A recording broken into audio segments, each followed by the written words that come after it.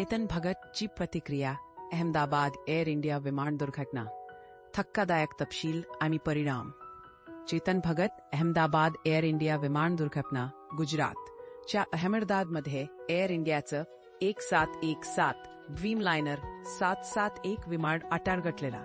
लंडनकडे जाण्यासाठी उड्डाण घेतल्यावर अवघ्या 8 मिनिटांमध्येच विमान कोसळला आणि फारच जीवितहानी झाली. विमानात 262 प्रवासी आणि क्रू मेंबर्स होते, मात्र फक्त एकाच प्रवाशाने बचाव केला. ही घटना देशभरात पडसाद उमटवण्यास कारणीभूत ठरली. संस्कृतीच्या क्षेत्रातील लोकांनी सोशल मीडिया वापरून आपली भावना व्यक्त केल्या. अशाच एक प्रसिद्ध लेखक चेतन भगत यांनी कोणत्या कारणासाठी अपघात घडला आहे हे विचारत पोस्ट केली. चेतन भगत म्हणाले, एअर इंडियाच्या विमानाबद्दल ऐकून धक्का बसला आहे. टेक ऑफ नंतर लगेचच असे खिदेंता घडलं. घटना घडण्यामागेचं कारण जाणून घेऊया.